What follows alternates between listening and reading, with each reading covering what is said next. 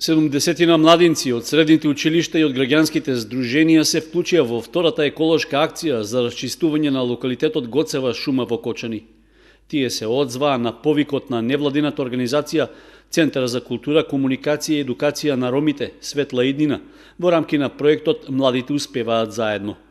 Големи количини отпад, шут, искршени гранки и сува трева спакувани во кеси завршија во тракторските приколки на Кочанското комунално предпријатие Водовод, кое заедно со општина Кочани дадоа поддршка во реализацијата на акцијата.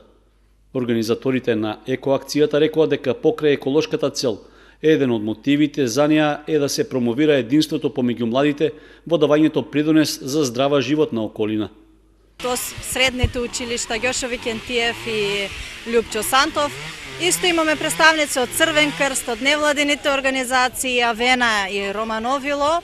И имаме голем број учесници од ромската заедница, млади учесници кои што активно учествуваат во денешната еколошка акција. Исто имаме представници од локалната самоуправа, инспекторот за животна средина. Благодарност за цело време кои што беа со нас и за определување на местото за чистење. Значи цело време бевме во комуникација и дојдовме до заклучок дека треба денеска да се чисти местото Гоцева шума, а потоа ќе преминеме во местноста викана Говчелук.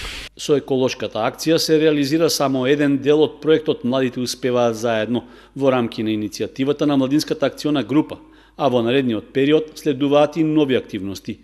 Овој месец исто имаме планирано на 16 октомври средба на Младинската акциона група. Таа ќе биде пета поред.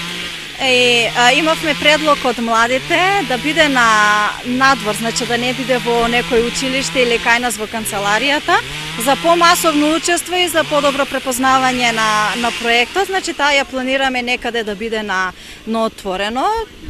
Се уште ќе бидеме во соработка со општината за да определиме локација каде што ќе ја направиме. Исто така во наредниот месец се планира да се направи уште една обука за јакнење на капацитетите, нели, за подобро застапување на младите, за барање на нивните права. Исто во тек е веќе изработка на стратегијата за млади.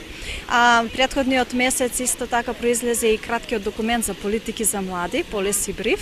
Младинската акциона група е неформално тело за организирано делување на младите во општина Кочани, а проектот на Центарот за култура, комуникација и едукација на ромите Светла иднина, во кој што е вклучена и таа, ќе се реализира до крајот на јануари идната година.